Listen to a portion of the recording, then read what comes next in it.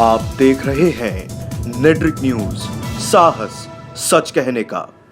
टूटे हुए सपनों की सुने कौन सिसकी, अंदर की चीर व्यथा पलकों पर ठिठकी। हार नहीं मानूंगा, रार नहीं ठानूंगा, काल के कपाल पर लिखता हूं मिटाता हूं, गीत नया गाता हूं, गीत नया गाता हूं। पूर्व प्रधानमंत्री अटल बिहारी वाजपेयी की यह कविता देश के हर नागरिक के दिल में बसती है। अटल संघर्ष, अटल संकल्प, अटल सियासत और अटल शख्सियत, इन सबसे बनकर जो चरित्र भारत की राजनीति में बना है वो है अटल बिहारी वाजपेयी। वो अटल जो भारत की बदलती सूरत और सीरत के गवाह बने। वो अटल जिनकी शख्सियत के दीवाने विरोधी भी रहे। वो अटल जिनके हृदय में संवेदनशील कवि बसता था। वो अटल जिसकी राजनीति में थी सबसे मजबूत पकड़। जवाहरलाल नेहरू के बाद अटल बिहारी वाजपेयी ही एक ऐसे प्रधानमंत्री थे जिन्होंने लगातार 3 बार प्रधानमंत्री पद का कार्यभार संभाला। पूर्व प्रधानमंत्री अटल बिहारी वाजपेयी का जन्म मध्य प्रदेश के ग्वालियर में 25 दिसंबर 1924 को हुआ। उनका पैतृक घर उत्तर प्रदेश का बटेश्वर गांव था। उनकी मां का नाम कृष्णा देवी और पिता का नाम कृष्ण बिहारी वाजपेयी था। उनके पिता कृष्ण बिहारी वाजपेयी एक स्कूल में टीचर थे और कवि भी थे। अटल बिहारी वाजपेयी की प्रारंभिक शिक्षा दीक्षा ग्वालियर के सरस्वती शिशु मंदिर में हुई। स्कूली शिक्षा पूरी करने के बाद लक्ष्मीबाई कॉलेज से ग्रेजुएशन की पढ़ाई की। उन्होंने कानपुर के डीएवी कॉलेज से पॉलिटिकल साइंस से पोस्ट ग्रेजुएशन किया।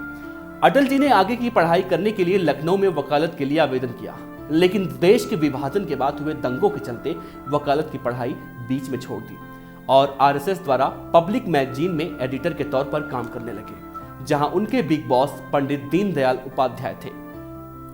अटल जी ने कभी शादी नहीं की, लेकिन उन्होंने बीएन कौल की 2 बेटियों नमिता और नंदिता को गोद लिया था।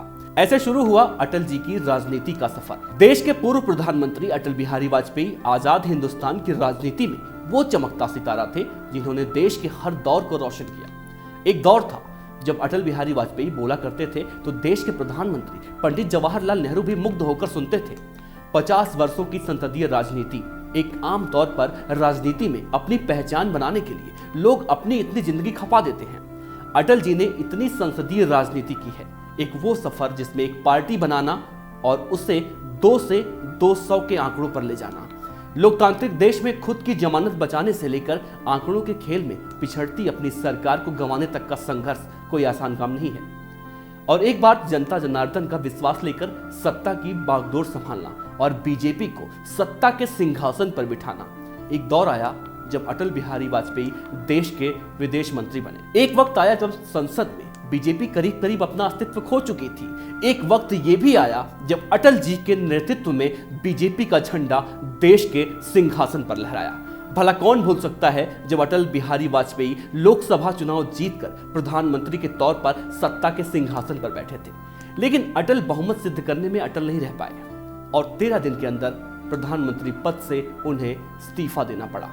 लेकिन फिर आम चुनाव हुआ। जनता ने एक बार फिर से अटल जी की अगुवाई वाली सरकार पर विश्वास दिखाया और भारतीय जनसंघ पार्टी ने भारतीय लोकदल के साथ गठबंधन कर अटल जी फिर से प्रधानमंत्री बने। लेकिन अब की बार सरकार 13 महीने चली। अब जनता के साथ दूसरी पार्टियों ने भी एनडीए सरकार पर अपना भरोसा दिखाया। फिर चुनाव हुआ और इस बार तीसरी बार अटल बिहारी वाजपेयी प्रधानमंत्री बने। 2004 तक वाजपेयी देश के अटल प्रधानमंत्री रहे। 6 साल के लगातार कार्यकाल में दुनिया को यह बताया कि भारत अपनी पहचान बदल रहा है। पोखरण 2 की धमक पूरी दुनिया ने सुनी। पड़ोसी पाकिस्तान से रिश्ते सुधारने की वो अटल कोशिश भी दुनिया ने देखी। एक प्रधानमंत्री बस लेकर गया था दोस्ती का हाथ बढ़ाने, लेकिन पाकिस्तान के साथ साथ पूरी दुनिया ने यह भी देखा कि जब दोस्ती की आड़ में कोई धोखा देता है तो भारत का जवाब करगिल युद्ध के विजय के रूप में होता है। इस जीत का सेहरा भी अटल बिहारी वाजपेयी के सिर पर बंधा। पूरी दुनिया ने देखा जब पोखरण परीक्षण के बाद भारत की आर्थिक मदद पर पाबंद लगा दी गई थी, तब भारत ने कैसे अपना आर्थिक विकास भी किया। संसद की दीवारों के बीच आज भी वो लम्हे ताजा हैं जब अटल बिहारी वाजपेयी भाषण देते थे। पूरी संसद उन्हें खामोश होकर सुना करती थी। अटल एक विरासत है, एक ऐसी विरासत जिनके इर्द गिर्द भारत की पूरी सियासत चलती है। और यह सियासत का सिलसिला शुरू हुआ साल 1957 से, जब अटल जी को यूपी के बलरामपुर की जनता ने अपना सांसद चुना। अटल जी 15 साल तक बलरामपुर की सक्रिय राजनीति में कायम रहे। साल 1979 में जब मोरारजी देसाई ने प्रधानमंत्री के पद से इस्तीफा दिया, तब जनता पार्टी भी बिखरने लगी थी। अटल जी ने 1980 में लालकृष्ण आडवाणी और भैरव सिंह शेखावत के साथ मिलकर भारतीय जनता पार्टी बनाई और पार्टी के पहले राष्ट्रीय अध्यक्ष बने अटल बिहारी वाजपेयी। अगले 5 सालों तक अटल जी ही पार्टी के अध्यक्ष रहे। पूर्व प्रधानमंत्री अटल बिहारी वाजपेयी एक ऐसे नेता थे जिन्हें पार्टी के ही नहीं बल्कि विरोधी पार्टियों के नेता भी अपने करीबी नेताओं में मानते थे।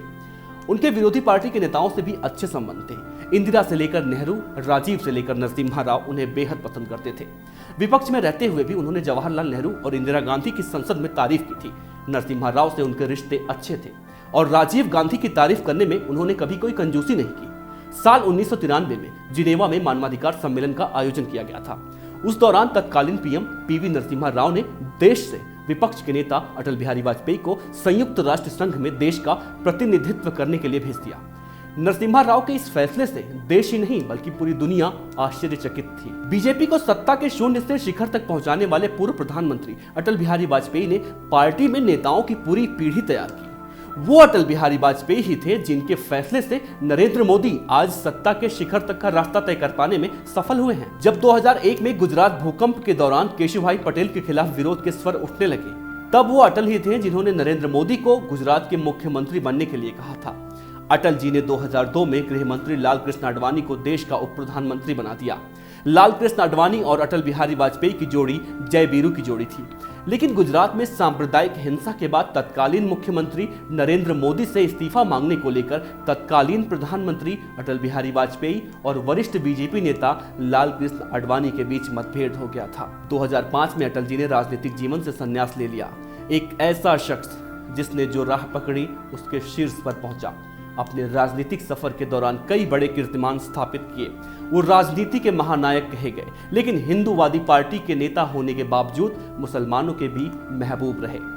कवि के रूप में अटल छाप छोड़ने वाले वाजपेयी पत्रकार के नाते कलम संभाली तो नए प्रतिमान गढ़ दिए। साहित्यकारों की जमात में भी सम्मान हासिल किया और 2015 में भारत रत्न से नवाजा भी गया। साल 2009 में उन्हें दौरा पड़ा, जिसके बाद उनका स्वास्थ्य लगातार बिगड़ता चला गया।